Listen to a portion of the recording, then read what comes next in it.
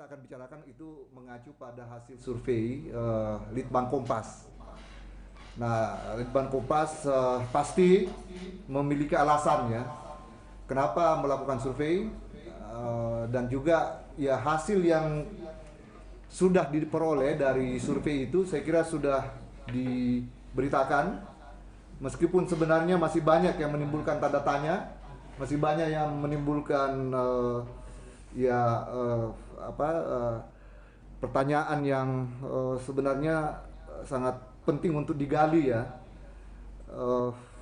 Di dalam hasil survei saya ingin menyebut saja untuk mengentry ya, kita punya dialog ini. Ada berita tentang hasil survei Kompas, jadi ini khusus untuk Sulawesi Selatan. Pertama, judulnya saja saya baca, tapi dari judulnya mungkin bisa memberi gambaran ya. Pertama, hasil dari survei, anak muda di Sulawesi lebih galaukan karir dan pekerjaan dibanding jodoh. Nah ini agak unik ini, saya kira ini sedikit romantik ya juga. Kita berdiskusi, apalagi berbicara tentang psikologi ya. Kemudian yang kedua, beritanya anak muda di Sulawesi suka bola dan sepeda, dan gemar bikin baksos dan acara keagamaan. Tidak ada ketimbang. Nah ini yang saya kira perlu jadi pertanyaan dalam hal olahraga. Kemudian yang ketiga, ini potongan berita aja, saya coba untuk menyingkat waktu. Separuh anak muda di Sulawesi doyan nongki. Nongki itu adalah singkatan nongkrong. Apa? Ya, nongki ya, di warkop lebih suka. Ya, nongkrong lah di warkop dan lebih suka Instagram dibanding di warkop ya. Lebih suka Instagram daripada TikTok. Nah, Instagram, kalau TikTok kan yang sering kita secara sekilas dapatkan itu ya biasanya agak sarkastis ya. Kita sudah jauh dari mobil.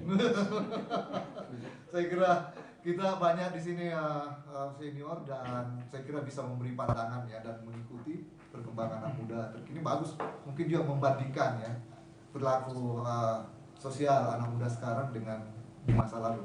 Kemudian yang terakhir, berita yang saya sempat dapat dari Tribun Timur ini di share, mayoritas anak muda nilai kinerja Presiden Jokowi bagus, tetapi mahasiswa mendemo besar-besaran pada 11 April.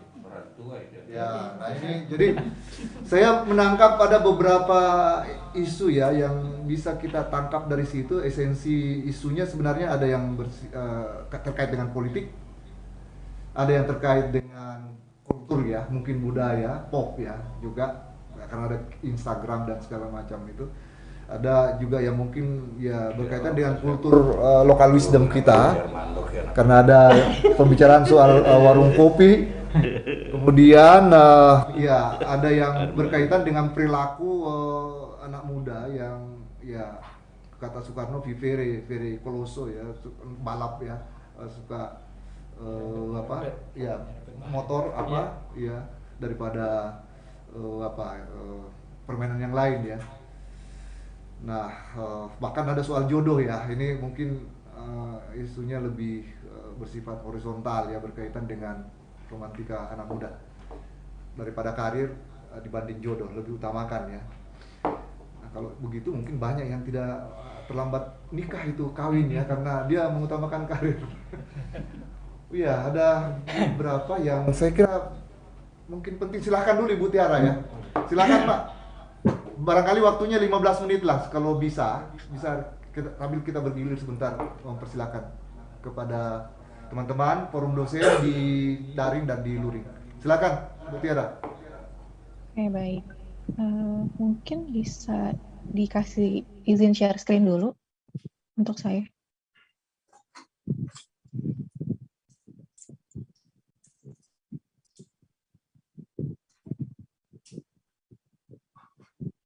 Mbak Tiara, kenapa Kompas, apa latarnya Kompas melakukan survei ini? Sebenarnya apa yang mau dicapai, apa yang mau dituju? Ya berikutnya saya kira ya apakah dilakukan di seluruh Indonesia atau hanya di Sulawesi Selatan survei ini? Surveinya di seluruh Indonesia, Pak. Ya. ya hasilnya bagaimana sebenarnya ya, untuk bisa menjadi pelajaran yang sangat penting untuk kita jadikan sebagai bahan, karena kita berharap ada output dari diskusi ini yang berkaitan dengan pendidikan ya. Lebih khusus lagi lah pendidikan. Silakan. Oke, terima kasih semuanya. Selamat sore. Saya mewakili tim dari riset Kompas dan kerjasama dengan Litbang Kompas mengenai survei aspirasi generasi muda. Nah, sebenarnya ini kami belum 100% selesai mengolah data karena datanya sangat banyak. Tapi ini sebagian bisa kami bagikan. Survei ini pertama dilakukan dengan metode multi-stage random sampling. Jadi dapat dikatakan bahwa survei ini mewakili masyarakat Indonesia. Dilakukan dengan font survei oleh Litbang Kompas dengan pengambilan datanya 5 Januari sampai 9 Februari 2022. Dengan total responden 3.224 responden di 80 dapil. Nah, tujuan penelitian ini tadi ditanyakan, pertama adalah mengetahui aktivitas yang menarik perhatian generasi muda di 80 dapil yang tersebar di seluruh Indonesia. Kemudian yang kedua untuk mengetahui gambaran umum kesulitan hidup dan kekhawatiran apa sih yang ditakutkan oleh generasi muda di masa depan. Lalu untuk mengetahui gambaran ideal dari figur pemimpin daerah maupun nasional yang ada di benaknya generasi muda di 88 di seluruh Indonesia. Oke. Ini untuk demografinya sendiri, kami memang fokus terhadap masyarakat usia 17 hingga 40 tahun, jadi memang untuk melihat Gen Z dan milenial khususnya. Lalu tingkat pendidikannya mayoritas adalah SMA dan sarjana, dengan pengeluaran rata-rata per bulan di 1,2 juta sampai 5 juta, yaitu masuk masyarakat menengah. Yang nggak bergerak, Mbak. Oh, nggak bergerak ya? Ya, nggak move tuh. Hanya tetap di halaman pertama. Udah move kah? Belum. Oke. Oke, sudah terlihat? Oke, Mbak, oke. Oke, ya, saya ulangi sekilas ya. Untuk survei ini kita fokus kepada orang usia 17 sampai 40 tahun. Jadi memang kita batasi pada Gen Z dan milenial dengan tingkat pendidikan SMA dan sarjana mayoritas dan berada pada kelas sosial menengah. Lalu untuk pekerjaan sendiri mereka mayoritas masih pelajar dan pegawai swasta nasional. Oke, sudah bergerak gambarnya? Oh, Nggak bergerak juga ya. Saya nggak usah pakai ini deh. Saya di Zoom aja. Oke, begini aja ya, karena tidak bergerak. Oke, untuk demografinya sendiri, kami sebenarnya respondennya itu, kami mengambil seluruh dapil di Indonesia. Total ada 80 dapil, paling banyak tetap di Jawa, karena dapil paling banyak di Jawa. Lalu kalau untuk wilayah Sulawesi sendiri, kami mayoritas di Sulawesi Selatan, dengan kuota respondennya sekitar 44%. Jadi untuk survei yang akan dipresentasikan berikutnya, ini bisa dibilang mayoritas adalah terpusat di Sulawesi Selatan. Nah, kalau untuk wilayah Sulawesi sendiri, berikut demografinya, antara jenis kelamin perempuan dan laki-laki mayoritas sama, cenderung sama. Untuk usianya didominasi oleh milenial, 56%. Untuk pendidikannya juga hampir sama dengan survei nasional, yaitu SMA dan sarjana. Pengeluaran rata-rata per bulannya juga sama, dan pekerjaannya mayoritas pelajar untuk wilayah Sulawesi. Mungkin untuk mempersingkat waktu, saya langsung saja ke hasilnya yang terfokus ke Sulawesi sendiri. Nah, ini adalah hasil untuk tren aktivitas anak muda di seluruh Indonesia. Kami membagi di per region. Untuk presentasi ini kami bagi per region. Nah, kalau untuk Sulawesi sendiri, dari 341 responden, Sulawesi itu cenderung besar di olahraga, di kumpul nongkrong, dan ketiga adalah di diskusi. Dan ini yang cukup menarik ya, karena diskusi itu besarnya di Sulawesi sendiri dengan 21% ini. Sedangkan di wilayah lain diskusi itu cenderung sedikit gitu, bahkan ada yang di bawah 10%. Lalu untuk aktivitas olahraganya sendiri, anak-anak Sulawesi betul tadi mereka meskipun mayoritas tidak menyebutkan secara spesifik olahraganya apa, tapi dapat dilihat bahwa 23% mereka suka sepak bola, lalu bersepeda, dan badminton yang mereka suka. Kemudian, nah kalau ini di breakdown lagi berdasarkan karakteristik responden, jika dibandingkan dengan kondisi nasional, tren aktivitas anak muda Sulawesi itu sebenarnya nggak terlalu jauh beda. Tetapi diskusi memang menjadi menonjol dibanding wilayah lain, dan itu muncul baik di variabel gender, usia, maupun di wilayah tempat tinggal. Kami membaginya kabupaten dan kota untuk merepresentasikan rural dan urban. Lalu diskusi itu lebih populer di kalangan kelompok laki-laki di usia milenial dan tinggal di wilayah rural justru. Nah, selain diskusi, organisasi ternyata juga menunjukkan hal yang serupa. Jadi, bisa disimpulkan secara garis besar kalau anak-anak di Sulawesi itu selain suka diskusi, mereka juga suka berorganisasi. Lalu lanjut, ini nasional.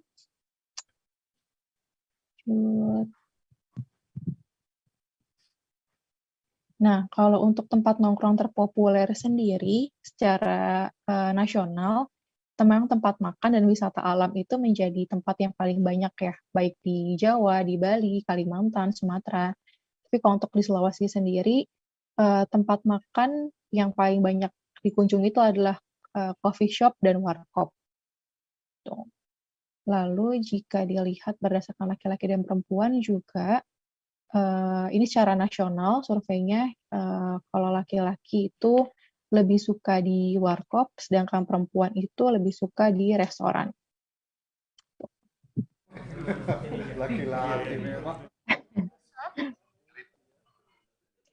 Kemudian kalau untuk sumber informasi sendiri, kalau di Sulawesi memang betul mereka mayoritas dari sosial media. Sebenarnya trennya sama ya secara nasional, sosmed itu udah paling utama lah untuk sumber informasi. Nah, tapi kalau di Sulawesi, Instagram itu memang paling populer. Kemudian Facebook baru WhatsApp. Berbeda dengan wilayah lainnya seperti di Jawa, mereka lebih populer pakai WhatsApp dan justru Facebook malah tidak terlalu populer lagi di Jawa. Sedangkan di Bali dan di Nusa Tenggara, Facebook malah lebih banyak dibandingkan WhatsApp dan TikTok. Lalu, jika secara nasional dilihat, memang Facebook itu masih masih eksis antara perempuan dan laki-laki gitu. Tapi kalau untuk TikTok memang lebih banyak dipakai sama perempuan. Nah, ini kita juga mengambil tentang influencer secara nasional maupun influencer di tingkat lokal. Secara nasional, influencer paling banyak disebut adalah generasi muda yang terdiri dari selebriti, selebgram, youtuber, sosial media, maupun tokoh politik.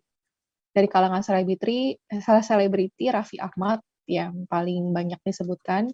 Kalau dari kalangan selebgram, youtuber, atau yang terkenal dari sosmed itu Aukarin, Arif Muhammad, Fadil, Jerome, itu paling banyak muncul. Lalu kalau dari kalangan politik, ini secara nasional Ganjar Prabowo dan Ridwan Kamil yang paling banyak disebutkan oleh masyarakat. Lalu untuk influencer lokal sendiri, di Sulawesi itu ada 2, yaitu Lukit Tembang dan Luming Abu. Kalau kami tidak salah, mereka lebih banyak menyebutkan orang-orang influencer politik kok di Sulawesi. Lalu, nah, ini tentang aspirasi generasi muda. Nah, di sini kami menanyakan tentang kesulitan hidup yang dihadapi oleh anak-anak muda di tingkat nasional. Jadi kita menanyakan sebagai anak muda,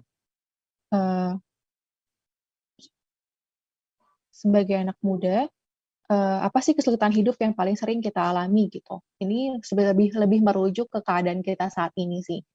Lalu ditemukan bahwa pekerjaan dan finansial merupakan 2 kesulitan hidup yang paling banyak ditemui di generasi muda secara nasional, baik di Sulawesi maupun di wilayah lainnya. Apabila kesulitan hidup digolongkan kembali,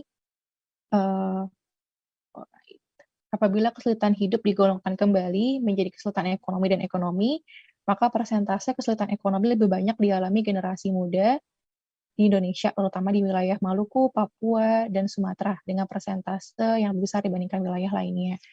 Tapi kalau untuk Sulawesi sendiri, memang betul tadi, finansial dan pekerjaan itu adalah hal yang paling banyak gitu, dikeluhkan oleh orang-orang anak muda di Sulawesi gitu. Dan jawaban ini konsisten. Ketika kita menanyakan hal-hal terkait mereka, jawabannya tetap finansial dan tentang pekerjaan. Lalu kalau untuk masalah non-ekonomi, sebenarnya trennya sama dengan wilayah lain, yaitu karir dan pekerjaan yang merujuk pada jenjang karir lebih tepatnya. Lalu diikuti quarter life crisis, seperti self development.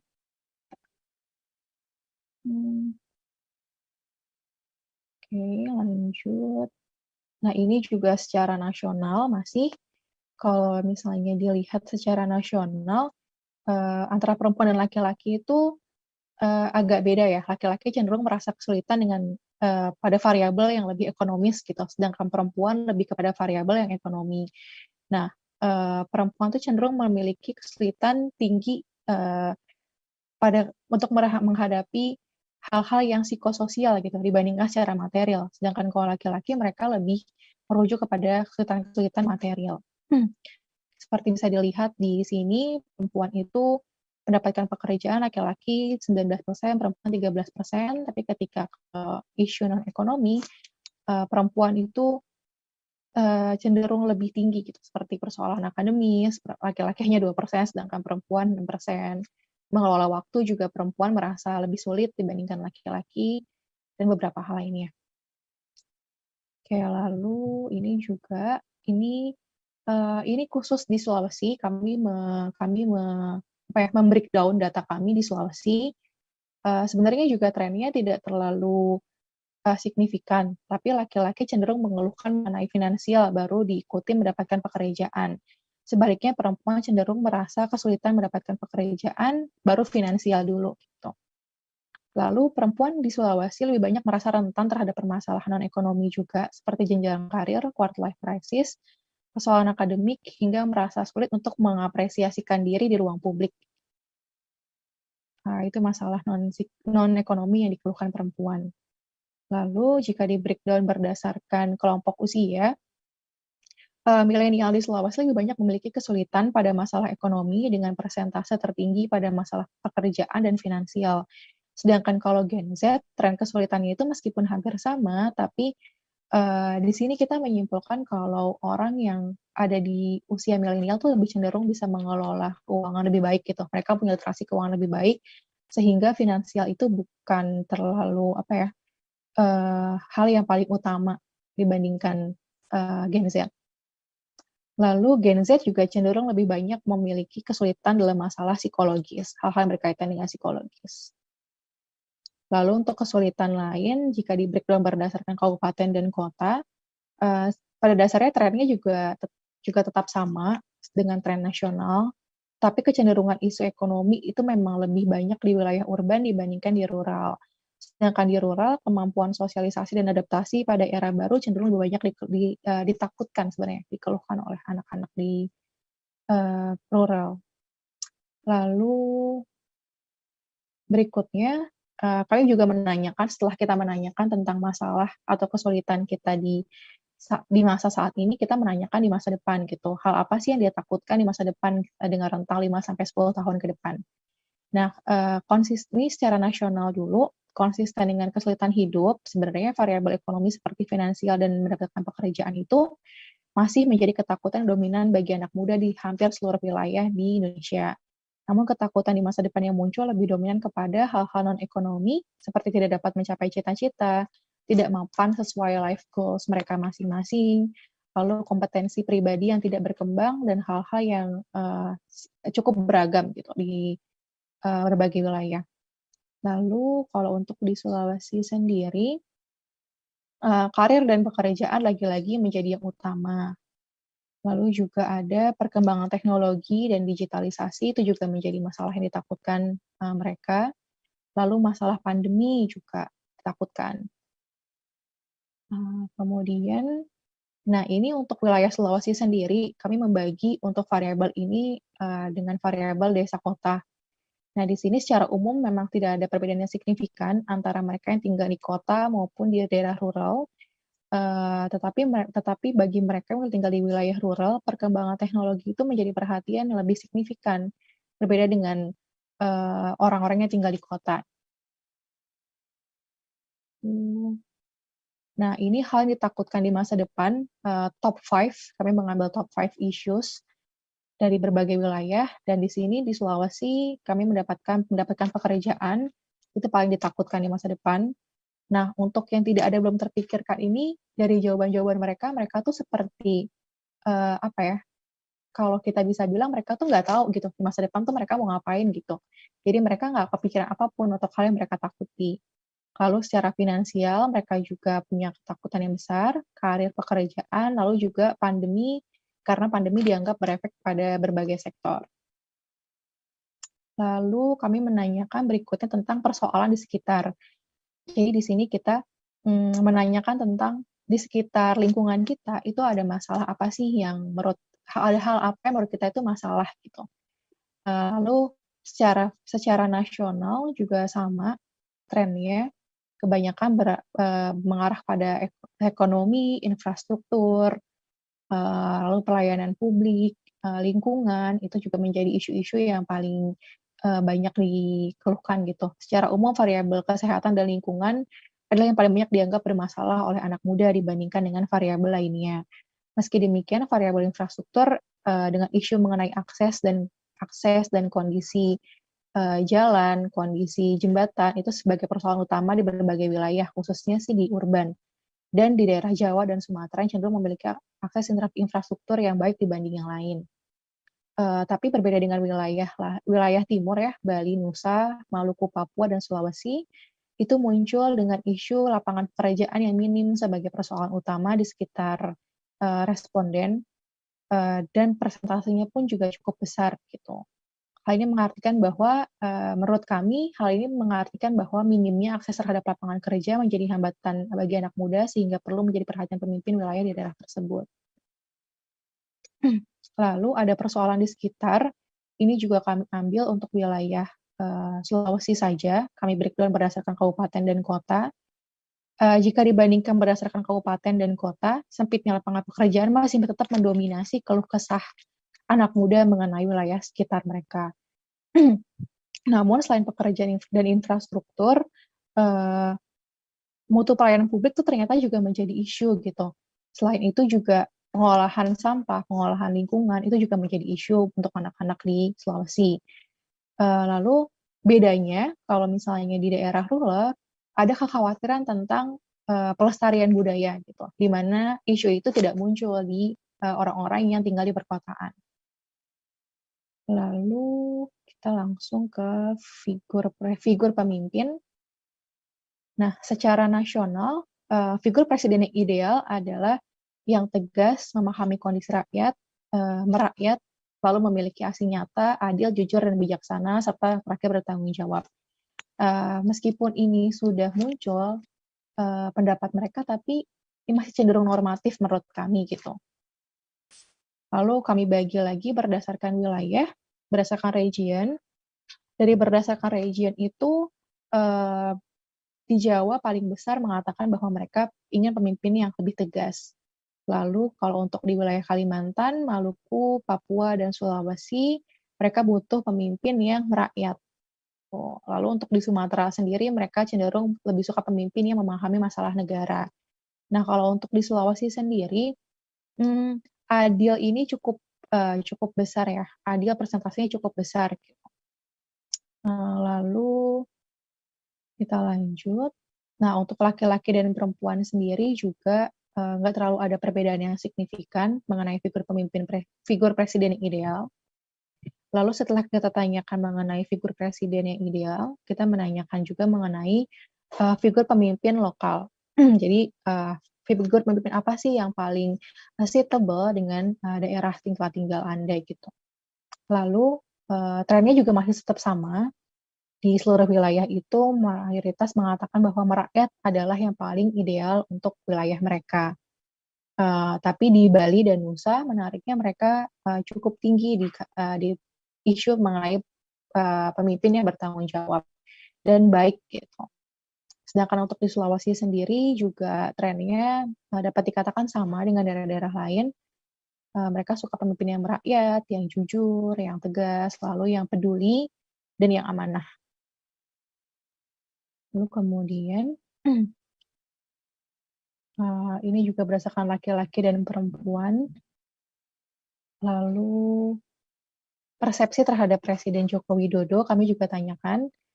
Yang pertama, mereka menilai Presiden Joko Widodo itu sudah punya kinerja yang cukup bagus. Persentasenya 22% paling tinggi. Lalu kemudian Jokowi juga dianggap sudah merakyat, tapi dianggap masih kurang tegas, peduli pembangunan, kinerjanya juga masih dianggap masih kurang bagus gitu. Lalu jika di breakdown berdasarkan region, kinerja Presiden Joko Widodo beragam ya di berbagai wilayah gitu. Tapi kalau untuk di Sulawesi sendiri kinerja cukup bagus itu adalah tertinggi, diikuti dengan awareness mengenai figur yang merakyat. Tetapi kalau misalnya dilihat dengan sentimennya, di sini Joko Widodo cukup besar sentimen negatifnya, yaitu 22% di wilayah Sulawesi dibandingkan wilayah-wilayah lainnya. Bahkan di Sulawesi bisa dibilang tertinggi sentimen negatif mengenai Presiden Joko Widodo. Oke, lanjut.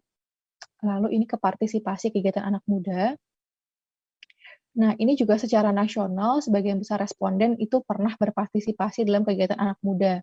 Di sini kami membuka sih kegiatannya apa saja yang pernah mereka lakukan, termasuk kegiatan komunitas lokal, kegiatan baksos, kegiatan ormas, gitu, kita buka semuanya. Bahkan kegiatan kampus pun juga ini termasuk. Kegiatan yang paling banyak diikuti adalah kegiatan bakti sosial secara nasional dan Karang Taruna. Tetapi ketika dilihat di wilayah Indonesia Timur, cenderung mereka mengikuti kegiatan peduli lingkungan dan kepemudaan dibandingkan wilayah lainnya. Jadi memang seperti merefer ke variabel sebelumnya, bahwa memang di daerah timur itu keterikatan seseorang terhadap organisasi atau keterlibatan mereka terhadap partisipasi kelompok tuh cukup besar gitu dibandingkan wilayah Jawa atau bahkan Sumatera. Nah, kalau untuk di Sulawesi sendiri, paling besar itu adalah komunitas sosial, yang mana cenderung ke bakti sosial, lalu Karang Taruna, keagamaan, forum pemuda, dan peduli lingkungan. Trennya hampir sama seperti di Maluku dan Papua. Lalu untuk partisipasi pemilu 2024, jadi kami di sini menanyakan tentang keinginan mereka untuk partisipasi di pemilu yang mendatang. Secara nasional, angka partisipasi publik cenderung tinggi untuk pemilu 2024, hanya sebagian kecil saja yang masih menimbang, masih ragu, cuma 10% dari total responden kami. Dan yang mereka memang sudah berniat untuk golput atau enggak coblos, hanya ada 2,6%. Lalu kalau untuk di Sulawesi sendiri, sama seperti yang lainnya, partisipasi masih besar, bahkan 91%. Dan yang menimbang-nimbang hanya 6%, sedangkan yang tidak ingin 3%. Yang di Papua bahkan semuanya masih positif. Gitu. Lalu untuk wilayah Sulawesi sendiri, kami membagi berdasarkan beberapa variabel. Jika dilihat berdasarkan variabel jenis kelamin laki-laki dan perempuan, bisa dilihat bahwa sebagian besar cukup tertarik ya, ingin berpartisipasi di pemilu 2024 mendatang gitu. Karena mungkin beberapa ini adalah anak milenial, adalah anak Gen Z, yang mungkin ini adalah pemilu pertama buat mereka, jadi mereka cukup antusias untuk ikut. Lalu yang masih menimbang-menimbang juga hanya 6%, dan yang tidak tertarik atau tidak ingin bahkan hanya 3%.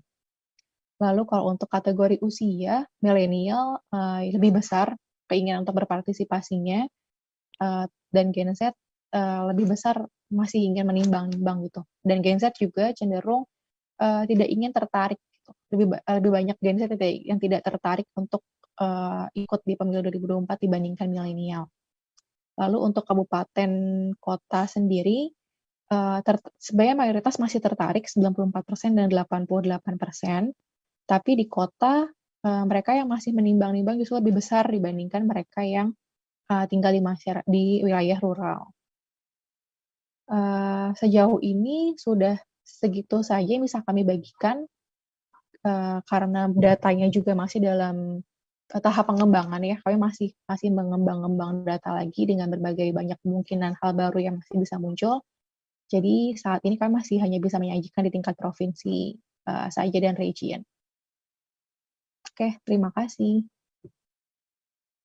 Satu pertanyaan saja Mbak Tiara sebelum saya Iya. ke forum dosen. Apa sebenarnya yang melatari Kompas melakukan survei ini? Karena isunya ini banyak sekali. Kalau saya coba lihat kita coba identifikasi tadi sangat kompleks ya. Kita malah bisa kehilangan fokus ya untuk mencoba menarik apa yang lebih spesifik. Begitu saya kira. Kalau ada Pak Bagas barangkali yang Pak manajer Litbang Kompas, Pak Bagas. Pak Bagas, ada ya Pak Bagas ya? Belum kali ya Pak Kami. Ya silakan Mbak Tiara. Dijawab sebelum kita sampaikan ke ini. Biar mungkin kita bisa lebih fokus ya apa kira-kira yang sangat penting dari sejumlah isu itu. Di mana?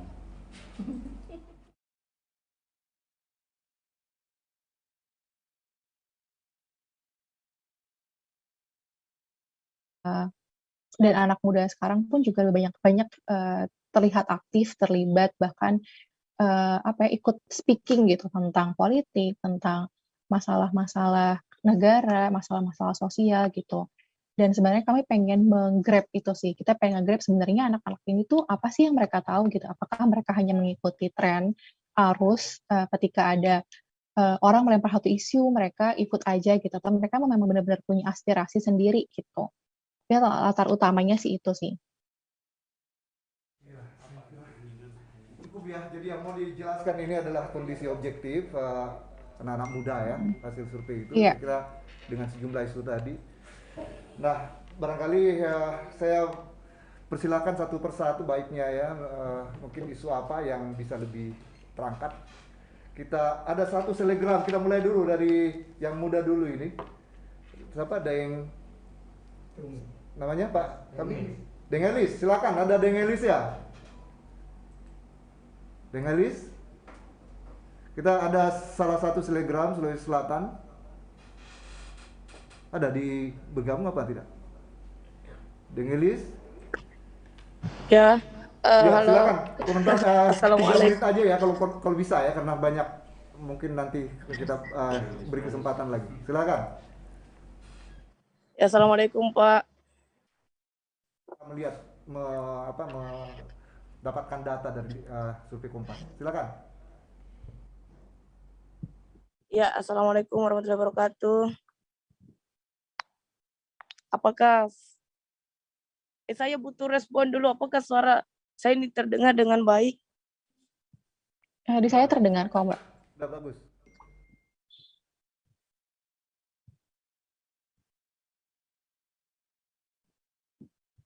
Ya, Bismillahirrahmanirrahim. Saya salah satu tukang video-video dari Kabupaten Bone.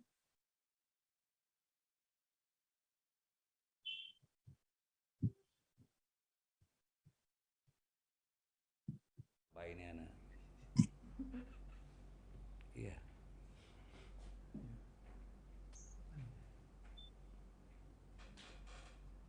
Suaranya tidak kedengaran. Loh?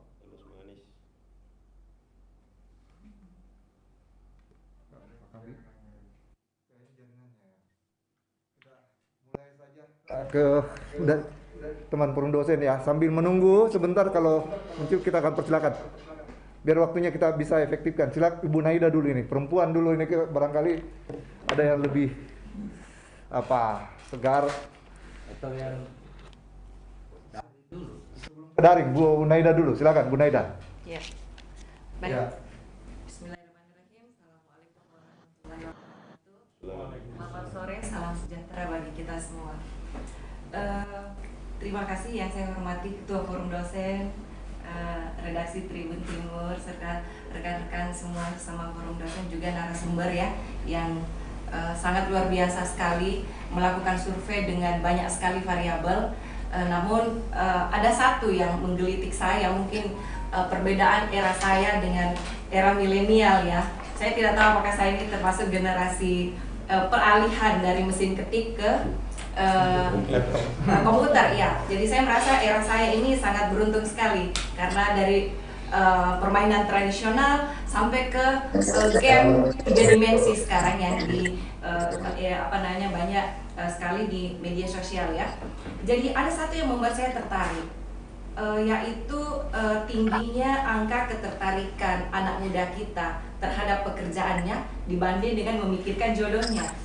Kalau dulu kita, saya tidak tahu apakah ini berkembang di seluruh Indonesia, di masyarakat, khususnya masyarakat timur, anak-anak muda yang kalau sudah selesai itu selalu disuruh nikah.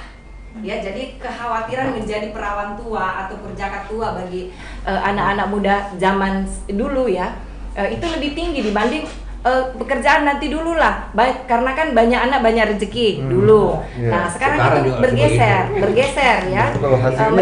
Mereka lebih memang ini kenyataan ya.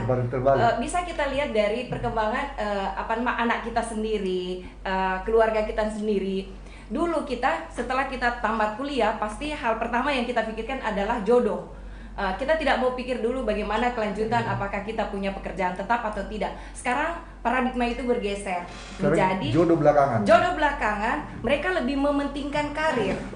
Kenapa hal itu terjadi? Itu menjadi tanda-tanda di Sulawesi. Kalau saya melihat daripada tren perkembangan demografi kita, sekarang ini Indonesia berada dalam kondisi kita menjemput bonus demografi. Artinya tahun 2034 itu nanti lebih banyak usia produktif daripada usia non produktif. Sekarang saja di tahun 2022 usia produktif itu sekitar 70,2% dibanding non produktif. Itu artinya bahwa anak-anak muda kita sekarang khususnya di Sulawesi ini sudah memiliki prediksi masa depan, memikirkan masa depannya, bagaimana dia bersaing menghadapi bonus demografi ini. Artinya jumlah usia produktif yang banyak tidak dibarengi dengan jumlah ketersediaan tenaga kerja, sehingga menyebabkan mereka ini bersaing secara positif untuk memikirkan masa depannya ketimbang dia memikirkan jodohnya. Seperti ini diakibatkan karena itu tadi tren demografi kita, seperti yang dikatakan oleh Mbak Tiara tadi, bahwa pertumbuhan penduduk kita laki-laki dan perempuan ya tadi di berbagai kota di Indonesia. Kalau saya ini yang paling menarik ya, terjadi perubahan paradigma dalam berapa puluh tahun ini. Ya mungkin di era saya masih berpikir seperti itu, bahwa jodoh duluan dibanding dengan pekerjaan. Sekarang itu setelah 20-30 tahun tren itu atau paradigma itu berubah. Itu ya, disebabkan itu karena kalau saya Pak itu karena ya. Pengaruh bonus demografi. Kemudian yang kedua Pak, lifestyle. Lifestyle. Artinya ada kultur baru ya. Iya. Lifestyle, kenapa anak muda kita sekarang berubah lifestyle-nya dibanding kita dulu? Karena terjadi perubahan budaya. Yeah. Perubahan budaya inilah yang menyebabkan lifestyle-nya kita. Dulu kita Pak pulang kuliah ke rumah karena tidak ada tempat nongkrong. Ya. Okay. Tapi karena sekarang adanya infrastruktur pendataan tata ruang kita yang berubah juga menyebabkan tubuhnya tempat-tempat nongkrong yang menyebabkan terjadi perubahan budaya. Itulah yang menyebabkan perubahan lifestyle. Ya, ada satu poin budaya tadi, mungkin ada yang bisa memberikan tanggapan soal perubahan budaya di kita. Saya mau persilakan di daring di online Prof. Aris Munandar, mantan Rektor UNM. Silakan Prof. Assalamualaikum. Ada ya Prof. Aris ya? Tadi ada saya lihat. Ada tamunya, ada tamunya.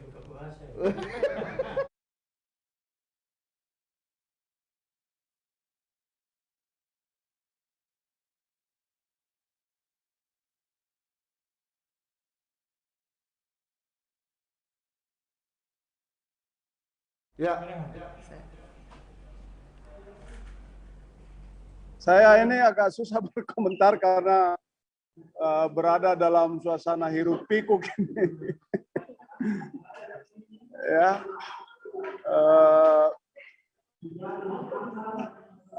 kemudian koneksi juga tidak begitu baik, tapi saya kira ada tadi catatan yang bagus, menarik. Pertama adalah bahwa anak muda Sulawesi Selatan tadi disebut Pak Ketua Forum itu lebih cenderung mementingkan karir daripada jodoh ya. Saya kira itu memang tabiat orang Sulawesi Selatan. Tabiat mereka itu adalah pada umumnya cenderung mempertahankan harga diri, dan harga diri itu dilihat dari pekerjaan. Jadi mereka tidak akan langsung menikah kalau tidak memiliki pekerjaan, dan itulah ciri-ciri, dan saya kira dari dulu juga saya kenal seperti itu. Yang kedua adalah ada kecenderungan juga bahwa teman-teman kita dari warga Sulawesi Selatan itu suka bersosialisasi baik melalui media sosial, baik itu melalui warkop, kafe-kafe, olahraga dan segala macam. Itu artinya bahwa kecenderungan anak-anak muda kita itu memang kecenderungan untuk bersosialisasi ya. Jadi ini ada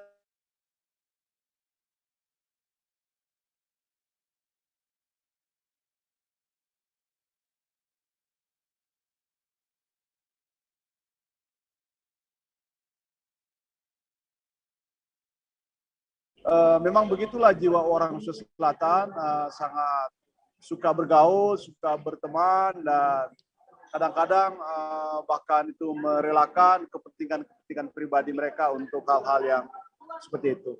Nah itu saja, karena saya tidak bisa mengkomentari terlalu banyak karena suasana di tempat saya ini kurang begitu bersahabat untuk kita diskusi. Terima kasih Pak Ketua Forum atas, dan saya kira bagus sekali banyak informasi tadi yang mudah-mudahan itu bisa disampaikan juga dan ditularkan untuk ke publik masyarakat kita pada umumnya. Terima kasih. Assalamualaikum warahmatullahi wabarakatuh. Waalaikumsalam warahmatullahi wabarakatuh. Ya singkat, tapi ada poin penting tadi yang sudah disampaikan. Nanti mungkin akan berkembang lagi.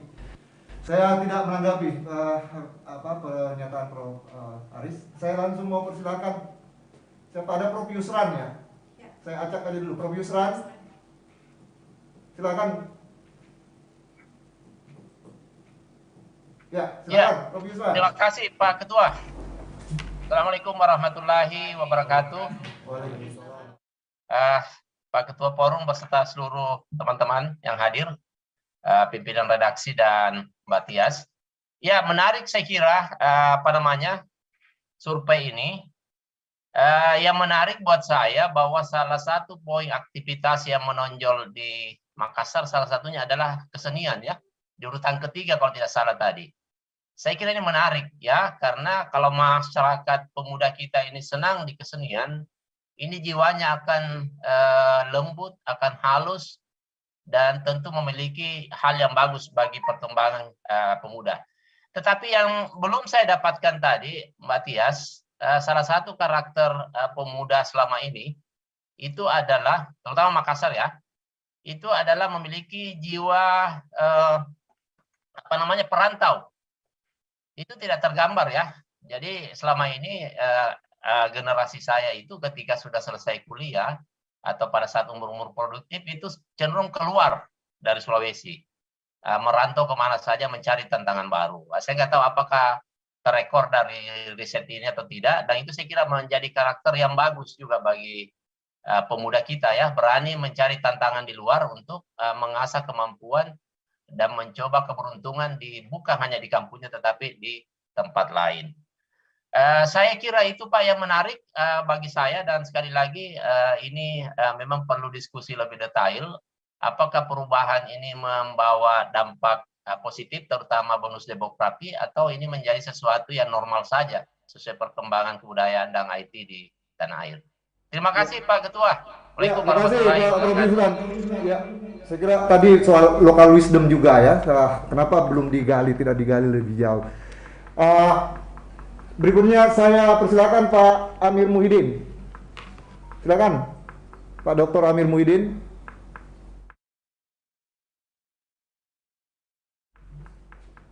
Pak Amir? Ada Pak Amir? Atau Pak Marwan Mas? Oh, ada dari UNICEF. Silakan Pak Suryanto. Ini barangkali penting ini data UNICEF. Saya kira saya dapatkan juga banyak sekali. Iya, Pak Suryanto. Silakan. Baik, ya baik. Assalamualaikum, Prof. Ya. Halo, masih dengar suara saya, Prof? Kedengaran, Pak Sur. Oke. Yang pertama sebenarnya saya ingin mencoba melihat ini datanya teman kita di Kompas bagus. Cuma saya ingin mencoba mengklasifikasi dari sisi usia. Misalnya usia dari sisi milenial itu seperti apa kategorinya. Kemudian situ kan tadi dia menyebutkan ada yang masih pelajar.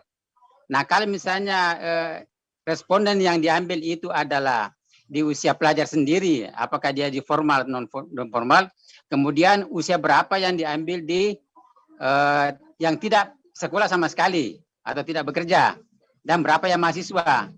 Nah, kalau misalnya kita bisa menemukan pola ini, maka kita bisa melakukan sebuah intervensi berbasis sistem.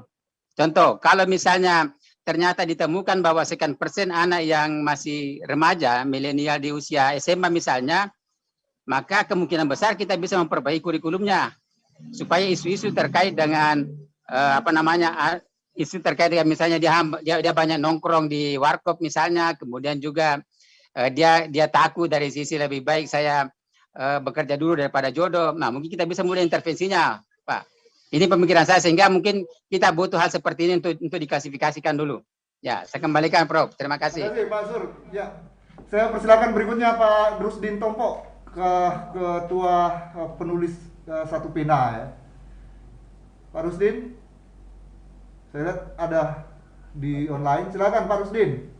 Ya, maaf terlambat bergabung Pak Ketua ya. Forum dosen dan teman-teman Tribun juga semua peserta diskusi ini ya menyangkut perubahan sikap anak muda Makassar. Saya tidak terlalu menangkap apa yang sudah dibahas sebelumnya, tapi dari beberapa penanggap atau yang ikut, saya mencoba menangkap bahwa ada hal positif dari hasil survei ini yang juga saya tangkap itu di lapangan begitu ya.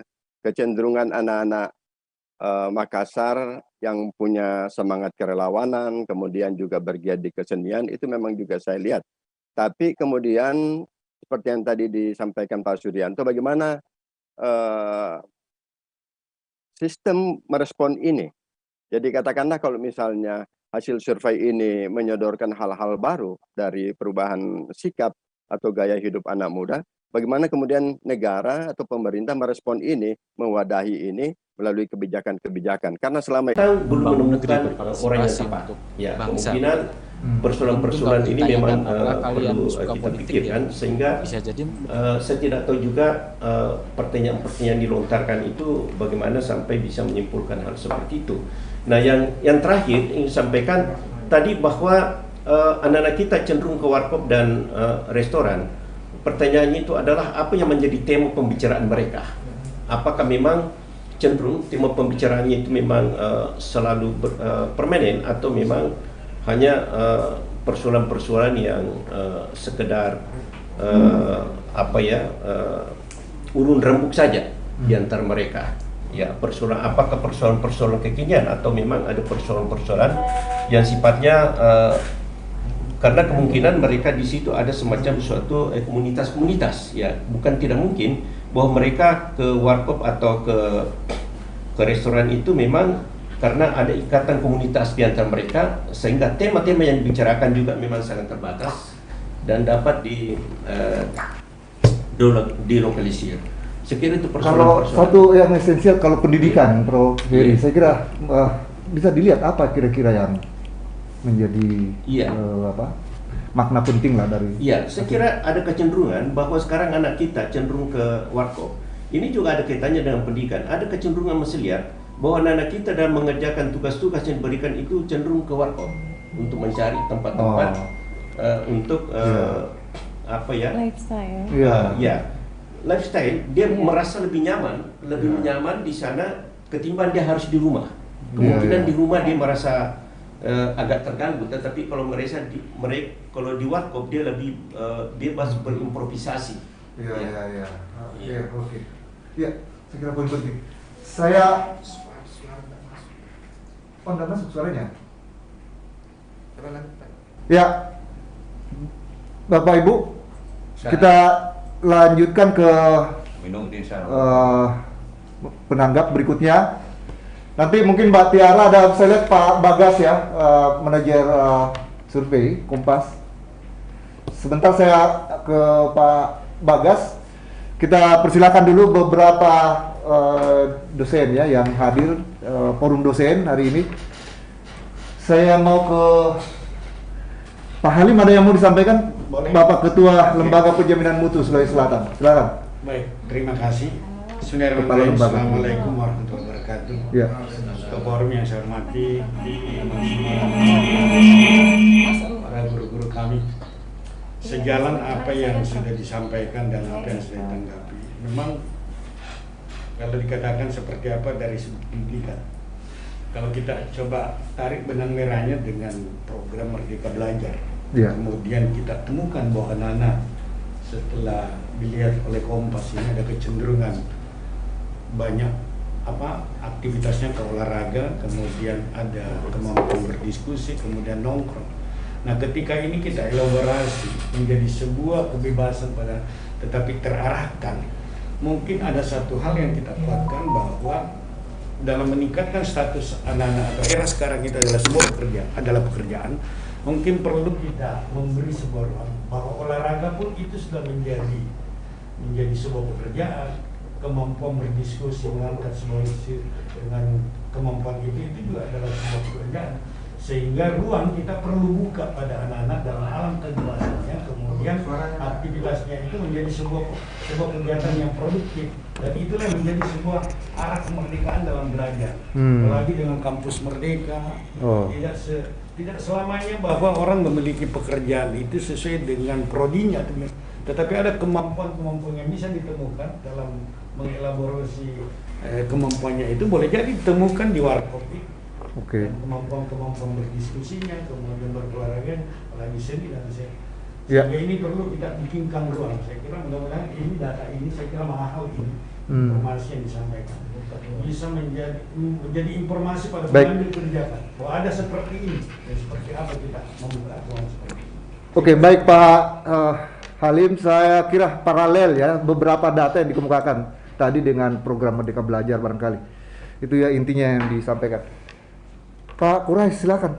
Kita ada barangkali persepsi tentang budaya yang mungkin penting ya, mungkin ya dari segi agama. Ya, silakan. Assalamualaikum warahmatullahi wabarakatuh. Assalamualaikum warahmatullahi wabarakatuh. Saya coba ke angka literasi. Ya. Saya sangat percaya data karena saya juga memang cenderung lebih suka metode penelitian kuantitatif. Percaya suka tidak suka, saya sudah bisa membayangkan Sulsel 5 tahun 10 tahun yang seperti data itu. 5 tahun ke depan, 10 tahun ke depan mereka menggantikan kita duduk di sini, yang tadinya disurvei mereka menjadi pensurvei berikutnya. Mereka kemudian bekerja dengan budaya. Saya berharap sebetulnya kurikulum mengacu pada data-data seperti ini. Tadi kita menyebut bonus demografi 2034 tuh Nadia. Saya pernah menghitung kalau tidak hati-hati 2034 kita dapat startnya, tapi 2045 itu bencana demografi. Bencana demografinya adalah kita menaturalisasi. Sekarang pemain asing contohnya. Besok supporternya kita bisa naturalisasi juga. Kalau stadion kurang kita panggil orang asing untuk cukupkan lebih banyak pelatih asing. Itu juga terjadi pada sektor-sektor yang lain, khususnya yang sekarang dikerjakan oleh yang kita sebut pemuda hari ini. Kalau skill mereka tidak mengacu pada data-data seperti ini, maka 2045 bencana demografinya adalah kita menjadi tenaga teknis semua, menjadi tukang dari pemain-pemain asing yang dinaturalisasi. Bukan hanya pada bidang olahraga. Guru-guru kita orang asing. Anak-anak siswa kita yang kita bagi di zonasi pendidikan dan seterusnya itu diisi oleh anak-anak asing, orang Singapura yang bisa bersekolah di sini, gurunya juga di sana di sini. Itu saya lebih pada, tapi saya intinya adalah saya percaya pada data dan itu menjadi cermin Sulawesi Selatan khususnya kalau sukanya tadi 5-10 tahun depan tadi. Saya menggarisbawahi ya Pak Kurais ini, tadi data Kompas itu ending mengenai masa depan ya. Hampir datanya besar sekali bahwa sebagian besar pesimis ya dengan masa depan. Jadi mereka khawatir dengan pekerjaan, mereka khawatir dengan tantangan yang dihadapi di persaingan dan segala macam. Jadi saya tidak tahu, mungkin perlu ditanggapi ini Pak. Ini data dari kaum muda kita di Sulawesi Selatan. Mereka pesimis menghadapi masa depan. Silakan Pak Supa. Oh ya. Ada atau Prof Muin, silakan. Prof Muin, saya masih ada sebentar ke teman di daring. Silakan Prof. Baik, terima kasih. Assalamualaikum warahmatullahi wabarakatuh. Waalaikumsalam warahmatullahi wabarakatuh. Bagi saya, data ini sangat global, ya, mesti lebih diperinci, spesifik.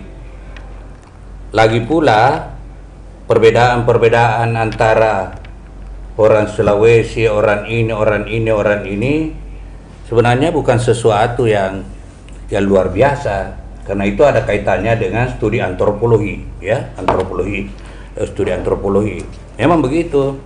Misalnya orang Makassar suka di warkop minum kopi, orang Makassar itu dia katakan kopi itu adalah minuman laki-laki, ya. Jadi kalau dia tidak suka kopi, ya dia bukan laki-laki tuli gitu. Itu orang Makassar, itu. Ya. Jadi minuman laki-laki itu. Ya. Kopi identik dengan laki-laki. Iya, jadi itu barangkali tempat lain tidak begitu. Makanya ya? perempuan ke restoran. Iya, makanya perempuan ke restoran. Tapi lebih banyak perempuan, Prof. Itu satu. Ya. Yang kedua, penundaan perkawinan. Saya kira ini bukan ancaman. Adalah sesuatu yang sangat bagus, karena memang pemerintah baru-baru ini merubah undang-undang itu yang bisa nikah itu adalah umur 16 tahun bagi perempuan. Ya. Terakhir ini dia rubah menjadi 19 tahun. Nah, dia lebih dulu anak muda kita Sulawesi Selatan ini tahu ini dari segi hukum bahwa perkawinan itu harus ditunda. Ya. Itu saya kira yang saya ingin komentari dari sini, dan tentu data ini kalau disorong mentah-mentah katakanlah ke Departemen Pendidikan, saya kira tidak terlalu banyak manfaatnya, tapi harus diklasifikasi lagi supaya Departemen Pendidikan juga, karena di sini kan soal pendidikan anak muda, yang mana anak muda? Kalau soal pendidikan mau diperbaiki, anak mudanya yang menjadi respon ini yang mana? Karena di pendidikan itu ada namanya pedagogi, ada namanya andragogi, berbeda cara mendidiknya. Jadi ini anak muda yang mana? Apakah anak muda yang tergolong diajar dengan sebagai andragogi atau diajar sebagai pedagogi? Ada juga anak muda diklaim. Jadi itu yang perlu jelas.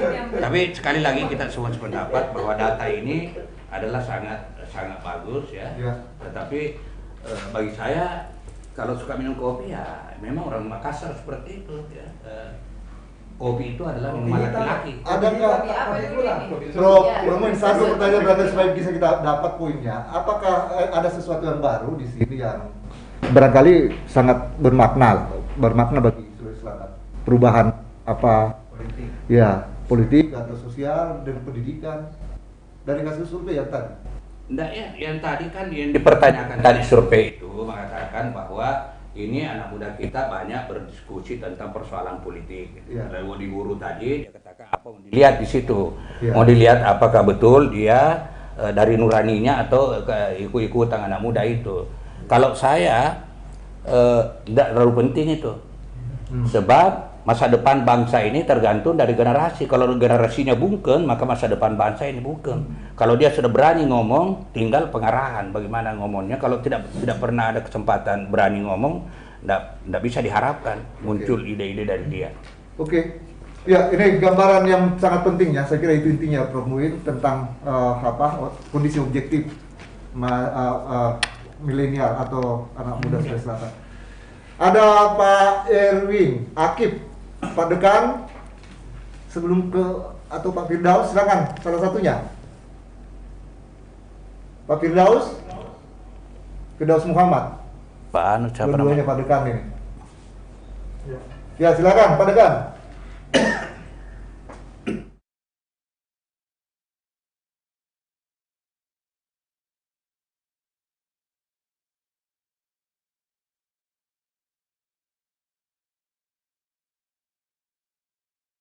Silakan Pak Irwin. Kenapa bisa virtual juga? Pak Irwin.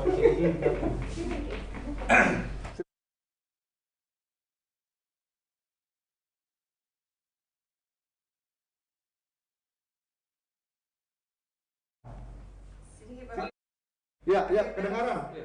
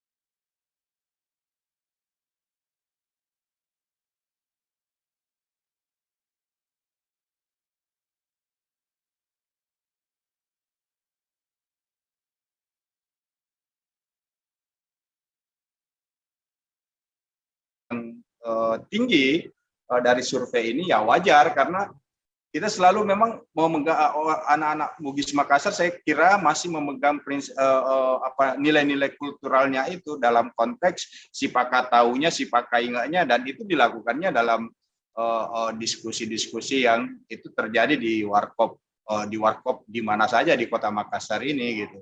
Ya, saya kira begitu saja saya, Prof. Pak Adi, terima kasih. Kamera saya tidak bagus ini. Ilmu pendidikan ya, Unisme. Terima kasih Pak Erwin. Kita persilakan Pak Dekan ilmu komunikasi, Pak UIN ya, Pak Dekan, silakan. Terima kasih. Assalamualaikum warahmatullahi wabarakatuh. Tadi saya sudah di Zoom tadi waktu off di sini. Pertama soal komunikasi politik, datanya ternyata cukup bagus. Partisipasi anak muda itu 90% tadi kata Bapak tadi. Golputnya sedikit sekali malah. Bagus. Meskipun minat belajar politik itu tidak, tetapi kan sebenarnya anak-anak yang demonstrasi itu juga sebenarnya kan bagian dari kesadaran pendidikan politik juga. Tetapi saya mau ke yang prinsip itu kan pesan Nabi, didik anakmu sesuai dengan zamannya. Ya, berarti sekarang ini tindakan kita itu harus adaptasi. Ini data, ini fakta. Jadi sekarang kita bagaimana mendidik anak sesuai dengan zamannya. Nah, sekarang problemnya adalah ketika kecenderungan anak-anak itu justru lebih bebas, misalnya kita takutnya tercerabut dari nilai-nilai dasar pendidikan agama, misalnya nilai-nilai dasar budaya lokal. Jadi mungkin ini cari titik temu. Jadi misalnya anak-anak itu cenderung lebih suka di warung kopi. Bagaimana kalau kita di kampus itu dosen-dosen muda kita tidak ke warkop, tetapi suasana di kampus itu kita bikin tetap ranah kampus, tetapi suasananya lebih nyantai gitu. Suasana warkop ya ada di kampus. Jadi bukan dikungkung dalam kelas yang panas misalnya, tetapi anak-anak itu belajar lebih nyantai. Sering lagi misalnya musik, karena ternyata dia suka musik. Itu pembelajaran kita sampai. Mungkin metodenya kita adopsi dari satu poin Pak Firdaus, apakah ini kemunduran tadi beberapa data dari Kompas, kemunduran dari perilaku atau karakter? Tergantung kita membacanya, karena ini kan fakta. Jadi inilah transformasi anak-anak muda yang harus kita sikapi. Jadi ini positif atau tidak itu kan adalah efek dari situasi yang melahirkannya. Memang tadi belum ada klasifikasi, ada juga tadi bertanya belum ada pengklasifikasian anak muda yang mana gitu. Anak muda yang mahasiswa, anak muda yang nganggur, anak muda yang basic pendidikan agama, pesantren misalnya dan seterusnya. Belum. Ini bicara usia tetapi belum ada pengelompokan. Baik, saya sebentar mungkin Pak Prof kasih matar penutup ya. Saya mau persilakan Litbang, silakan Pak. Barangkali ada respon, sudah banyak tadi pendapat Pak Bagas sebagai manajer survei. Silakan, atau Ibu Tiara yang mendampingi. Silakan. Ya, terima kasih Bapak-bapak, Ibu semua. Perkenalkan saya Bagas dari tim riset dan analitika G-Media. Oke, mungkin agak sedikit menanggapi begitu. Terkait kecenderungan nongkrong itu sebetulnya memang rata ya kalau di survei kami ya, itu di semua region itu sama, orang dari Jawa, dari Sumatera, Kalimantan, anak-anak mudanya itu memang suka nongkrong, dan nongkrongnya juga tipikalnya sama tadi di coffee shop, warung kopi, warkop gitu. Dan itu kan bisa jadi mungkin memang karena trennya anak muda saat ini begitu, apalagi ada sosmed, mereka sosmed dapat info terbarunya itu dari sosmed gitu. 90% info terbaru itu dari sosmed. Artinya kecepatan informasi itu lebih cepat sekarang daripada zaman-zaman mungkin 10-20 tahun yang lalu. Apa yang terjadi di Jakarta bisa jadi segera diduplikasi, direplika di daerah-daerah. Kemudian ada juga tadi yang menarik, apakah anak-anak muda di daerah itu mungkin di Sulawesi itu nanti bisa jadi tercerabut dari akarnya. Nah itu juga sebetulnya pertanyaan dari kami. Kalau kami lihat dari data influencer yang mereka tahu, ternyata mereka juga cukup mengikuti influencer-influencer yang berasal dari daerah. Jadi anak Sulawesi nge-follow influencer yang juga berasal dari Sulawesi. Begitu juga di pulau lain, Sumatera juga dari Sumatera begitu. Jadi kalau dulu mungkin 10-20 tahun itu media itu sangat Jakarta sentris, nah ini sudah bisa mulai ditarik nih ke daerah-daerah begitu. Dengan hadirnya influencer-influencer lokal yang ternyata juga laku gitu. Kemudian mungkin kalau boleh izin share, saya kurang tahu apakah tadi sudah di-share atau belum. Saya tidak bisa share kah? Bang, boleh izin share untuk materi? Ya, oke, terima kasih. Wait, maaf. Ya.